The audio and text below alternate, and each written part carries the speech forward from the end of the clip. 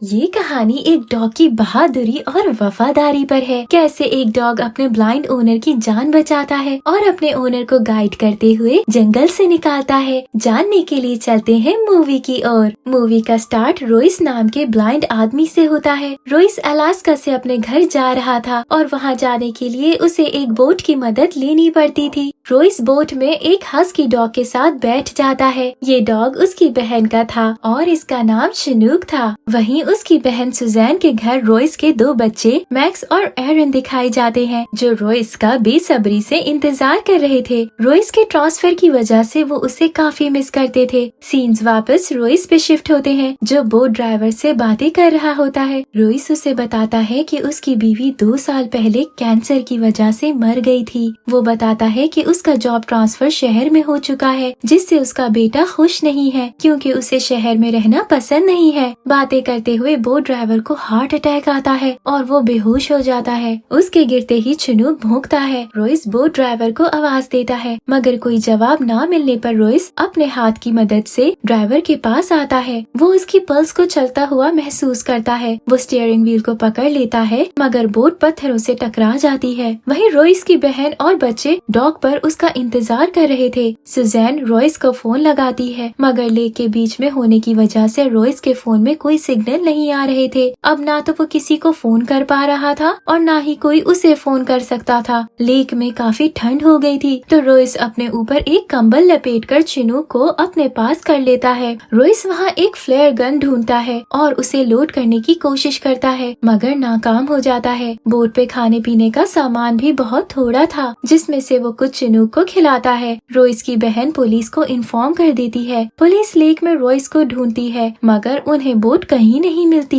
रात हो गई थी और बारिश भी होने लगी थी, जिसकी वजह से पुलिस सुजैन को वापस घर जाने का कहती है, क्योंकि रोइस को तलाश पुलिस सुबह फिर करेगी। रोइस बोट पे लगे हुए रेडियो से कांटेक्ट करने की भी कोशिश करता है, मगर उसे कोई जवाब नहीं आता। वो बोट पे पड़ा हुआ खाना आधा चिनूक को खिलाता है और बाकी खुद खाता है। रात को एक पुलिस ऑफिसर घर आता है और सुजैन को बताता है कि रोइस के बचने के चांसेस काफी कम हैं, क्योंकि रोइस अपने ब्लाइंड होने की वजह से खुद की सुरक्षा नहीं कर सकता था। मैक्स और एरन अब बहुत परेशान थे अपने पिता को लेके, और उन्हें लग रहा था कि उनके पिता अब इस दुनिया में नहीं रहे। इस बात को सोच के दोनों रोने लग जाते हैं। सुजैन उन्हें उम्मीद रखने को कहती है और बच्चों को हक कर लेती है। अगले दिन पुलिस हेलीकॉप्टर से रोइस को ढूंढते हैं। चिनूक रोइस को नींद से उठाता है। रोइस बोट ड्राइवर की पल्स चेक करता है, जो अब तक चल रही थी। रोइस एक कागज पे लिखता है कि वो घर जा रहा है और ये नोट वहीं बोट पे छोड़ देता है और चिनूक को रस्सी बांधकर पानी में उतर जाता है। चिनूक रोइस को लीड करते हुए पानी से निकाल लेता है और दोनों जंगल में आ जाते हैं। पुलिस ऑफिसर्स रोइस को नहीं ढूंढ पाते, जिससे सुजैन और भी परेशान हो जाती है। चिनूक रोइस के साथ जंगल में से निकलने का रास्ता ढूंढता है। चिनूक तेज भागता है, जिससे रोइस गिर जाता है। रात को दोनों जंगल में ही आराम करते हैं। रोइस चिनूक से बातें करता है और चिनूक को बताता है कि उसके बेटे मैक्स को जंगल में कैंपिंग का बहुत शौक है। जंगल में से काफी जानवरों की आवाजें आती हैं, जिसे सुनकर रोइस घबरा जाता है। अगले दिन रोइस की बोट को पुलिस ढूंढ लेती है और उन्हें उसका नोट भी वहाँ से मिलता है। रोइस अब जंगल में से निकलने की कोशिश कर रहा था, मगर कुछ नजर न आने की वजह से वो फिर से पानी में गिर जाता है। वो अब काफी मुश्किल से वापस तैर के जमीन पे आता है। वो काफी भीग चुका था और उसे ठंड भी लग रही थी। वो कुछ लकड़ियाँ इकट्ठी करता है और उस फ्लेयर गन की मदद से आग जला लेता है, जिससे वो खुद को और चिनूक को ठंड से बचा लेता है। पुलिस ऑफिसर सुजैन और बच्चों को रोइस का नोट दिखाती है, जिससे उन्हें उम्मीद मिलती है कि रोइस जिंदा है। पुलिस ऑफिसर मैक्स को एक मैप की मदद से बोट की लोकेशन भी बताता है। सुजैन भी काफी परेशान थी, क्योंकि रोइस का जंगल में सरवाइव करने के चांसेस बहुत कम थे। रात को मैक्स काफी उदास था, जिसकी वजह से वो अपना खाना भी नहीं खाता है। सुबह मैक्स को जंगल जाने का डिसीजन लेता है और अपना बैग पैक करके वो एरन को भी साथ जाने का कहता है। पहले तो एरन मैक्स की ये बेवकूफी समझती है, मगर उसको अकेला जाता देख एरन भी उसके साथ अपने फादर को ढूंढने चली जाती है। मैक्स अपनी आंट के लिए एक नोट छोड़ जाता है, जिसमें उनके जंगल जाने के बारे में लिखा था। सुजैन वो नोट पढ़ के उन दोनों को आवाज देती है, मगर वो नहीं मिलते। जंगल में रोइस को एक पत्थर से दूसरे पत्थर पे छलांग लगानी थी। उसे ये गैप नजर नहीं आता, पर चिनूक के बार करने पे वो इस गैप को महसूस करता है और जंप करके ये गैप पार कर लेता है। सुजैन मैक्स का छोड़ा हुआ नोट लेके पुलिस के पास आ जाती है और उन्हें बच्चों के गायब होने का बताती है। जंगल में रॉयस के सामने एक शेर आ जाता है। वो पहले तो बहुत डर जाता है, पर फिर हिम्मत करते हुए अपनी फ्लेयर गन चलाता है, मगर वो निशाना ठीक नहीं लगा पाता। फिर भी शेर गन की आवाज सुन के डरता है और वहाँ से चला जाता है, जिसके बाद उसकी जान में जान आती है और वो चिनूक को हक करता है। सीन्स पुलिस पे शिफ्ट होते हैं, जो अब मैप को देख के अपनी स्ट्रेटेजी बना रही थी, क्योंकि अब उन्हें बस उस आदमी को नहीं बल्कि उसके बच्चों को भी ढूंढना था। वहीं मैक्स और एरिन जंगल में अपने पिता को ढूंढने की उम्मीद के साथ चल रहे थे। मैक्स को जंगल के रास्ते का बिल्कुल भी अंदाजा नहीं था। रात को वो कैंप लगाते हैं और वहीं रात बिताते हैं। उनके कैंप में एक स्कंक आता है जो पूरे कैंप में बदबू फैला देता है, जिससे एरिन हंसने लग जाती है। सुबह पुलिस ऑफिसर अपने आदमियों को डिवाइड करके जंगल में रॉयस को ढूंढते हैं। उनके साथ सुजैन भी जाती है और रॉयस को ऊंची आवाज लगाती है। मैक्स और एरिन अब एक नदी को पार कर रहे थे। मैक्स बैग उतार के नदी को पार करता है। वो एरिन को बैग फेंकने का कहता है। एरिन बैग फेंकती है, मगर बैग गिर के नदी में बह जाता है। इस बैग में इनका कैंप था और सारे खाने पीने का सामान। मैक्स अपनी बहन पे चिल्लाता है कि उसकी बेवकूफी से उनके पास सर्वाइवल का कोई सामान नहीं बचा है। बैग में सारा खाना और मैचेस थी।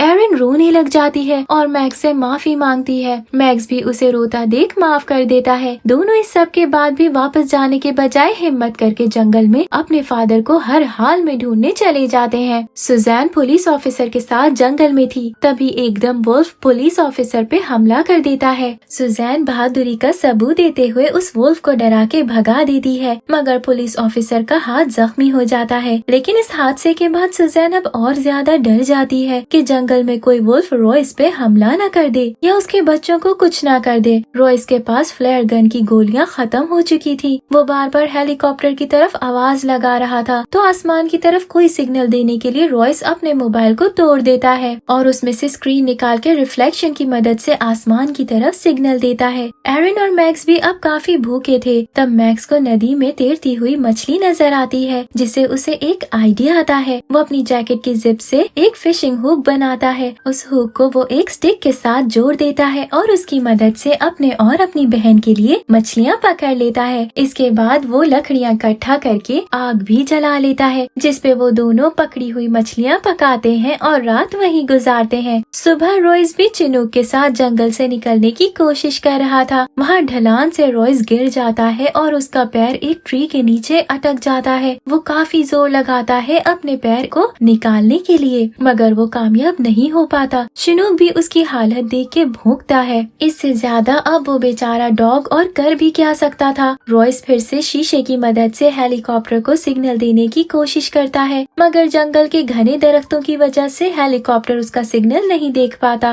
पुलिस को मैक्स और एरिन का बैग मिलता है, जिसे देख के सुजैन रोने लग जाती है। अब जाहिर है कोई भी मदर ऐसे जंगल में अपने बच्चों का सामान गिरा देख परेशान ही होगी, मगर बैग में से कंपास और मैप नहीं मिलता, जिससे पुलिस ऑफिसर को यकीन हो जाता है कि वो दोनों बच्चे अभी भी जिंदा हैं और जंगल में अपने पिता को ढूंढ रहे हैं। रॉयस अब हिम्मत हार जाता है। वो चिनूक की रस्सी खोल देता है ताकि चिनूक अपनी जान बचा सके। चिनूक वहाँ से भाग जाता है। पुलिस ऑफिसर सुजैन को अपनी सर्च के बारे में बताता है, जो अब तक रॉयस को ढूंढने में फेल हो गई थी, मगर पुलिस ऑफिसर सुजैन को उम्मीद देता है कि वो तीनों जल्द ही मिल जाएंगे। चिनूक जंगल में भागते हुए मैक्स और एरिन के पास पहुँच जाता है। मैक्स और एरिन उसे देख के खुश हो जाते हैं और चिनूक भागने लग जाता है। मैक्स और एरिन भी उसके पीछे भागते भागते रॉयस के पास आ जाते हैं। रॉयस के बच्चे उसे देख के गले लगा लेते हैं। वो अपने पिता के पैर को निकालने की कोशिश करते हैं, मगर वो दरख्त काफी भारी था, जिस पर मैक्स अपनी सर्वाइवल स्किल्स दिखाता है और वहाँ पर एक छोटे दरख्त की लकड़ी को काटता है। फिर उसकी मदद से दोनों मिलके रॉयस के पैर को दरख्त के नीचे से निकाल देते हैं। रॉयस उन दोनों से बोट ड्राइवर के बारे में पूछता है। एरिन उसे बताती है कि वो हॉस्पिटल में है और अब पहले से बेहतर है। अब तीनों रात जंगल में ही गुजारते हैं। रॉयस अपने बच्चों से मिलने पर काफी खुश था, क्योंकि वो ये सोच बैठा था कि वो इस जंगल में मर जाएगा। वो अपने बच्चों से कहता है कि उन्होंने अच्छा नहीं किया कि वो बिना बताए जंगल में आ गए, जिससे उनकी आंट सुजैन काफी परेशान होंगी। सुबह पुलिस ऑफिसर और उसकी टीम फिर से अपनी सर्च शुरू कर करती है। वहाँ तीनों जंगल में से निकलने की कोशिश कर रहे थे।